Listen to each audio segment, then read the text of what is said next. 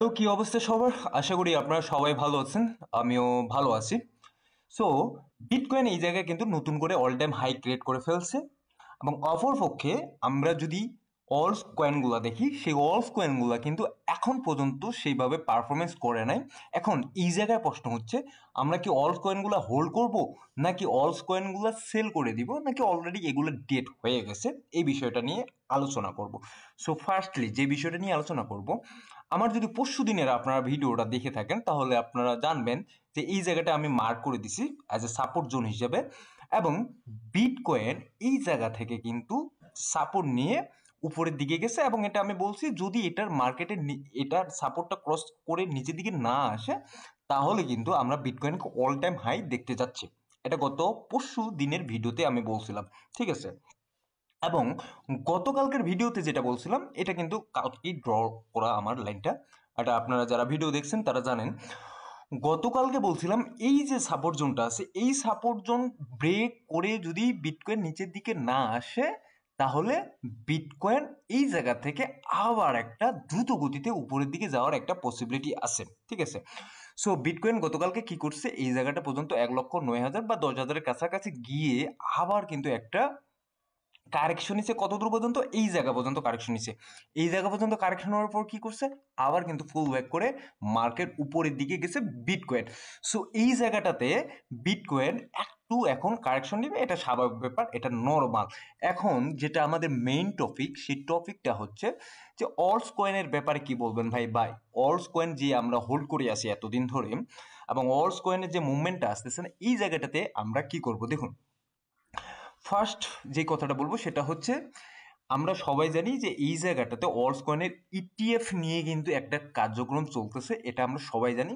এবং এই যে জায়গায় কিন্তু এসএসসি এইটা ডিলে করতেছে, বিশেষ করে সোলানা বলেন বা এসআরপি বলেন বা লাইট বলেন বা ডস কয়েন বলেন, এই যে কয়েনগুলো আছে যেগুলো মেইন কয়েন অলস কয়েনের মধ্যে, মিমস কয়েনের মধ্যে, এই কয়েনগুলোর কিন্তু ইটিএফ ডিলে করতেছে। হ্যাঁ, যার কারণে এই জায়গাটাতে এখনো অনেকে কনফিউজ আছে যে এই জিনিসগুলা তারা পারচেস করবে কিনা, বা হোয়েল যারা আছে বা ইনস্টিটিউশন যারা আছে তারা কিন্তু এই জিনিসটা এখন চিন্তা করতেছে পারচেস করবে কিনা।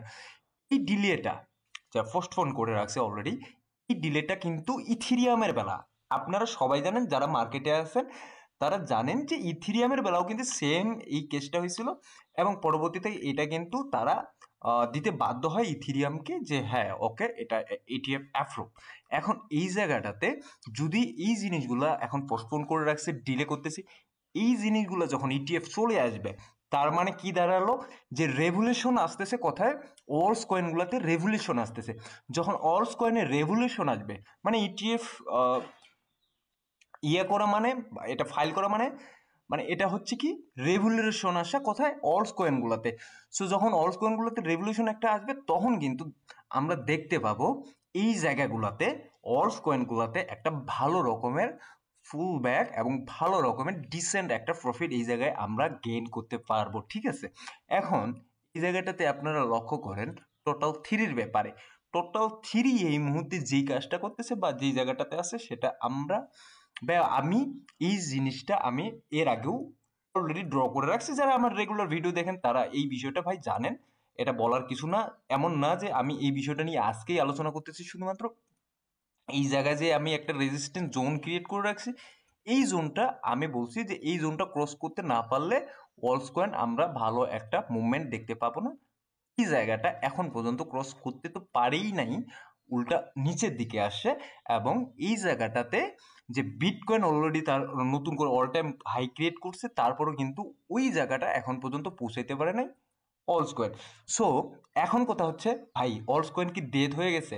অলস কয়েনে কি আর মানে আসবে কিনা, পাম্প আসবে কিনা, বা অলস কয়েন কি আমরা কি করবো এখন? দেখুন, যেহেতু বিটকয়েন এই জায়গায় ভালো একটা মুভমেন্ট ক্রিয়েট করছে, এই জায়গায় ভালো মুভমেন্ট ক্রিয়েট করছে, এখন যেটা আমি এর আগেও বলছিলাম যে মানি সার্কুলেট কিভাবে হচ্ছে, বিটকয়েন থেকে ইথিরিয়ামে আসতেছে, মিড ক্যাপ বা লো ক্যাপ বা হাই ক্যাপ কয়েন, এভাবে স্টেপ বাই স্টেপ মানিটা সার্কুলেট হচ্ছে, ঠিক আছে। সো এখন অলরেডি যেহেতু বিটকয়েন এই জায়গায় ভালো একটা পারফরমেন্স করে ফেলছে, সো এই জায়গাটাতে এখন ওয়েট করতে হবে অলস কয়েনে মানিটা কখন সার্কুলেট হচ্ছে, ঠিক আছে।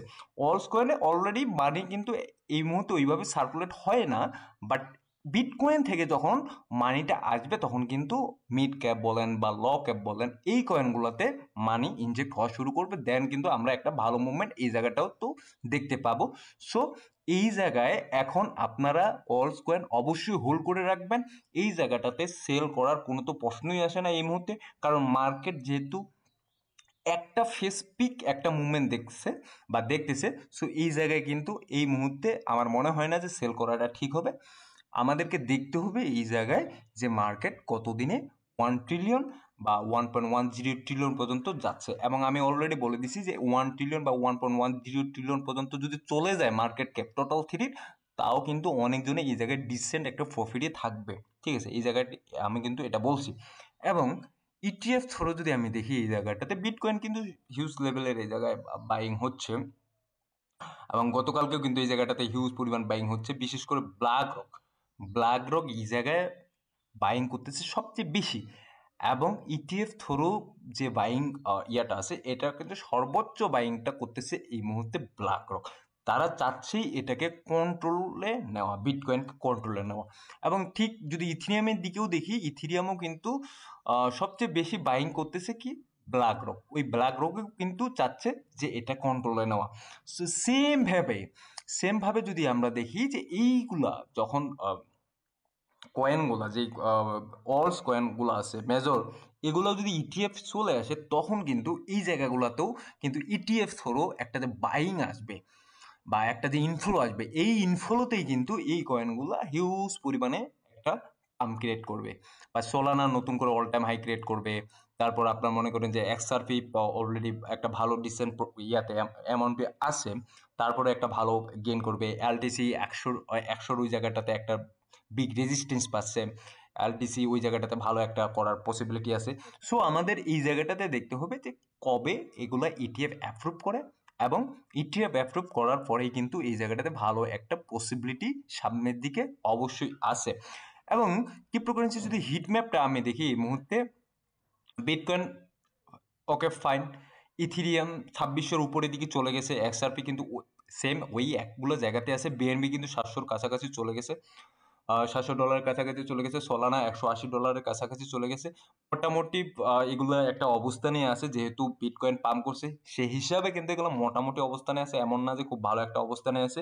তো আমাদের এখন দেখতে হবে সামনের দিকে যে এই জায়গাটাতে বিটকয়েনের ডোমিনেন্স কতটা ফল ডাউন করতেছে, এবং ফল ডাউন পরে কিন্তু আমরা অলস কয়েনেও একটা ভালো একটা মুভমেন্ট দেখতে যাচ্ছি। সো ধন্যবাদ সবাইকে, ভালো থাকবেন, সুস্থ থাকবেন।